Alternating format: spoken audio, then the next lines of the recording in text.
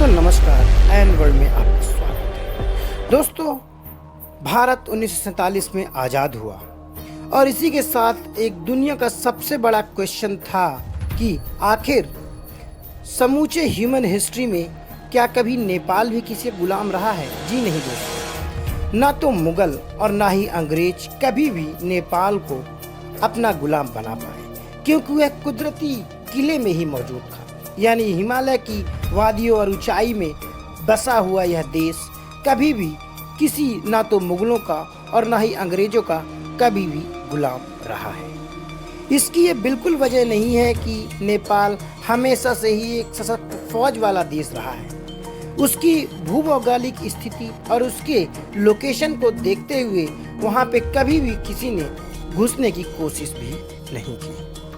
हालांकि मुगलों के समय में उनके दिमाग में यह विचार जरूर आया होगा कि नेपाल एक काफ़ी खूबसूरत देश है जो कि हिमालय की वादियों में बसा हुआ है, उन्होंने वहाँ भी हमला कर देना चाहिए।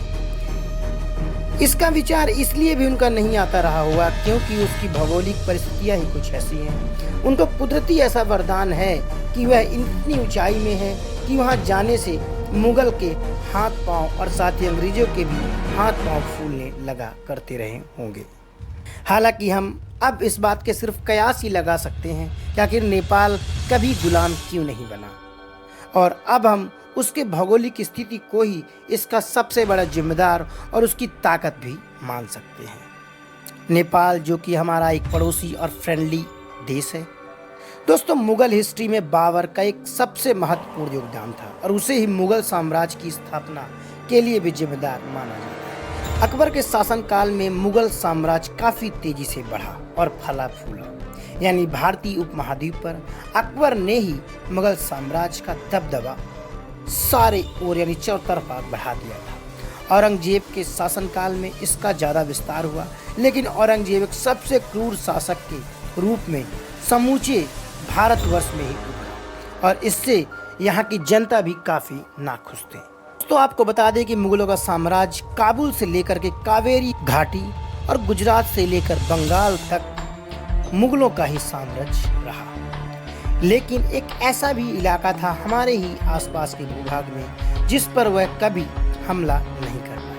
वह इलाका और देश था नेपाल। यानी मुगलों ने कभी भी नेपाल पर अपना आधिपत्य नहीं जता पाया। ना तो अकबर ने हिम्मत जुटाई और ना ही औरंगजेब ने भी। यानी हम कह सकते हैं कि हमारा पड़ोसी देश नेपाल कभी भी किसी का गुलाम नहीं रहा। इस पर कई इतिहासकार और विचारक ऐसा मानते हैं कि पहाड़ी इलाका होने की वजह से मुगल की सेना ताकतवर होने के बावजूद इन ऊंचाई के जगहों पर कभी भी नहीं पहुंच सकी। इसके अलावा वहाँ की ठंड भी उन्हें परेशान करने वाली थी। हम यह भी कह सकते हैं कि इन ऊंचाई भरे इलाकों की जो ठंडी होती थी वह किसी भी इंसान का खून जमाने में पूरी तरह सक्षम है। हालांकि इन्होंने कई बार प्रयास भी किए ही होंगे, लेकिन वहाँ की ठंडी और भौगोलिक स्थिति को देख करके वह वहाँ जाने में हमेशा से असमर्थ है। इसके बाद जब अंग्रेजों का शासनकाल भारतवर्ष में आया, तब भी अंग्रेजों ने भी कभी भी नेपाल में घुसने की हिम्मत नहीं कर सके, क्योंकि उन्हें पता था कि नेपाल में अगर वह गए तो वहाँ फंस कर ही अपना दम तोड़ सकते हैं। क्योंकि नेपाल चारों तरफ से पहाड़ों से घिरा हुआ देश है। हिमालय की ऊंची ऊंची वादियों के साथ साथ वहाँ की ठंडी भी खून जमाने वाली रहती है। तो हम इस बात को कह सकते हैं कि नेपाल कभी भी किसी का गुलाम नहीं रहा। हालांकि भारत ने भी हाल ही में अपना 77वां इंडिपेंडेंस डे मनाया और इस इंडिपेंडेंस डे की बेला पर भी हम यह वीडियो भी बना रहे हैं और आप सबके सामने इस बात को भी उजागर करना चाहते हैं कि नेपाल की भौगोलिक स्थितियां ही उनके लिए सबसे बड़ा वरदान साबित हुई और वह कभी भी ना तो मुगलों की और ना ही अंग्रेज़ों के कभी भी गुलाम रहे हैं। नमस्कार।